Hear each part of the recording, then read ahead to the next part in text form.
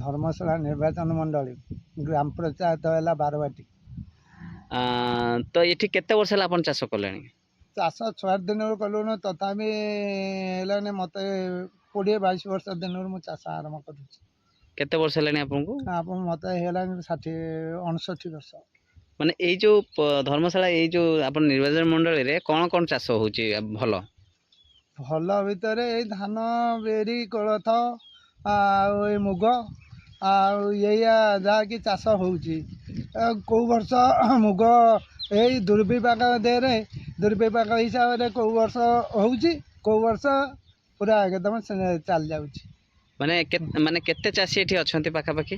चाषी ये तो आमर मौजा देखा गले ये तो 2-3 खंड मौजार संपत्ति आम मानतेरी जगन्नाथपुर बामदेवपुर सिंह बर्जपुर ये सब ये मौजा ये संपूर्ण संपत्ति। माने टोटल धर्मशाला केते परसेंट हेबे चाषी?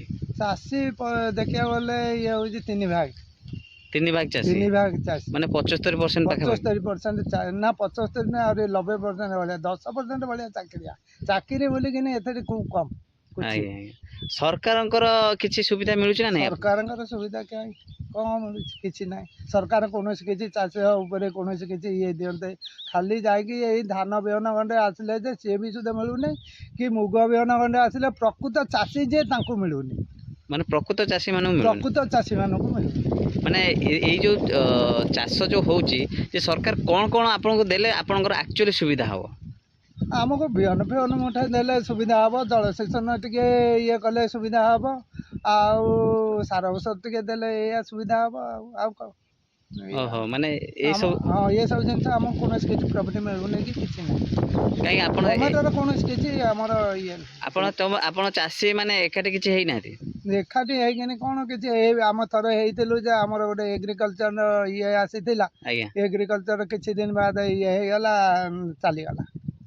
चलीगला ये जो आमर हॉर्टिकल्चर आसीला 2 वर्ष खंडे रही 2 वर्ष बाद कौन तार ये है आम कौन किसी जेकोसी आम फसल आमदानी कलु से आमदानी के कहते आम नमु एसी गाड़ी बोल 2-4 थर नेले आ बिल्कुल नेले नहीं।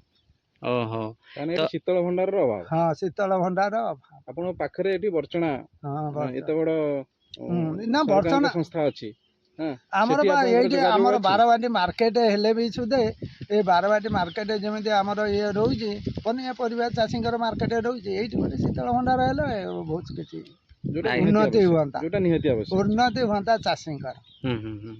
तो एबे आपण चाषी माने किछि एकाठी हे के एटा को किछि कंप्लेन करू ना? चाषी कंप्लेन बहुत थर गलानी आमर चाषी अदालत होइतिला बहुत थर बारवाटी होता संपूर्ण ये मीडिया वाला भी आसिक गले कि कौन किसी गोटे आमर मेन हूँ शीतल भंडार मेन मैं जोटा कि जल जो जिनसटा पानी ना आमर पनीपरिया जमी रहा आम धर टमाटर कि कोबी कि अन्य कौन पनीपरिया आमर जो आमदानी समय आम रेटा खसी जाऊँगी जेहेतु चाषी उपकृत हो पारना मूल मजूरटा पाई पार ना जी टंका परिश्रम करके ये करते खर्च करते से पारना सेटा को जदि सी स्टोर कोल्ड स्टोर जदि रखी दि जाए 2-3 मास भीतर जदि बाहर से किछिटा उपकृत हुआ।